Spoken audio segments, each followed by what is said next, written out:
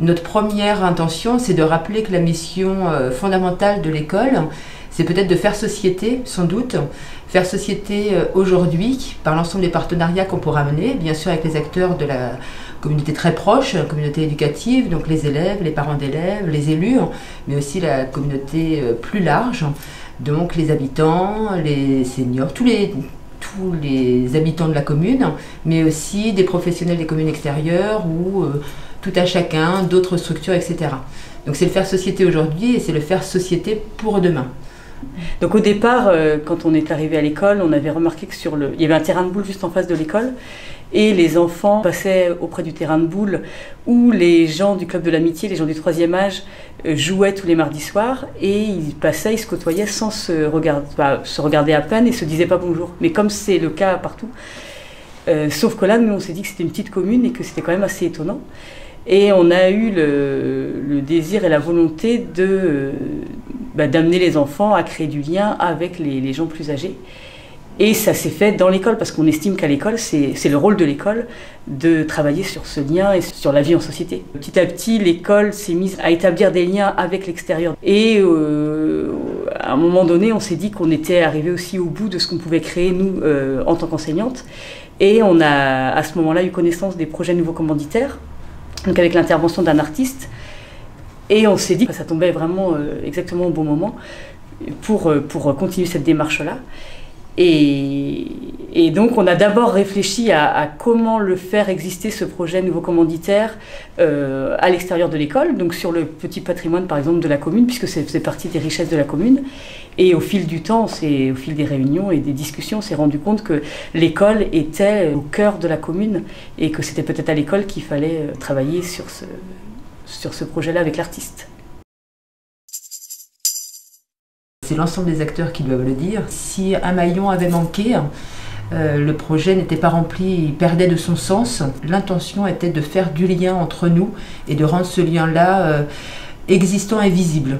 Et on a partagé ça tous ensemble depuis le début. Donc ça n'a pas été simple, voilà. Ça n'a pas été simple au niveau budgétaire, ça n'a pas été simple parce que c'est effectivement dans la durée et qu'il ne faut pas s'essouffler, mais c'est parce que l'intention a été partagée qu'on a pu mener ce projet-là à terme. Le conseiller départemental en arts plastiques de l'éducation nationale. On a aussi le président du club de l'amitié du bourg. On a des anciens élèves, on a le maire de la mandature précédente et l'actuel maire.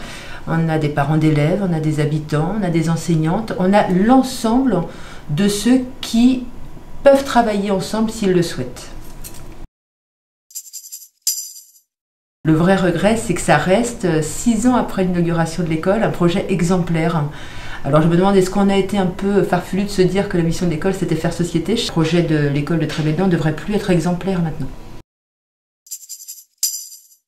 Maintenant, on sent que notre intention de départ n'est plus à prouver, à montrer. Maintenant, il y a une adhésion au niveau des familles sur nos intentions justement de départ, de créer du lien, de travailler avec des structures dans lesquelles se trouvent des personnes en situation fragile, de handicap, de travailler avec des gens âgés. Toutes ces intentions-là maintenant sont ancrées à l'école.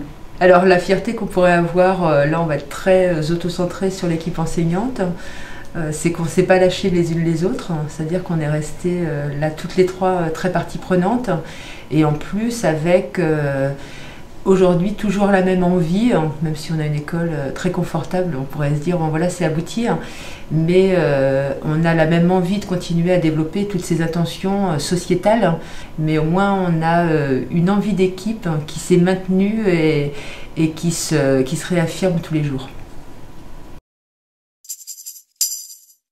En fait, pour notre prochaine étape, dès que nous aurons obtenu les 30 000 € manquants, mais qui sont bien sûr toujours en recherche, notre objectif c'est de créer un lieu identifié dans l'école, une salle qui puisse accueillir un artiste en résidence, donc avec un logement lié, et aussi des structures qui viennent, par exemple, un institut médico-éducatif qui puisse venir pour mener des activités. L'idée d'avoir un lieu sur l'école, un lieu permanent qui accueille à la fois un artiste, mais aussi qui puisse accueillir l'ensemble des acteurs dont on a déjà parlé, c'est ce qui crée prétexte à la rencontre au quotidien, à la fois sur des activités partagées, mais aussi sur des temps informels, par exemple le temps du repas, le temps des récréations, tout là où le lien humain se fait. En fait, parce que quand on est sur des temps ciblés, on est sur notre objectif d'apprentissage, etc. Enfin, on fait un peu les choses, pas de façon artificielle, mais conditionnée.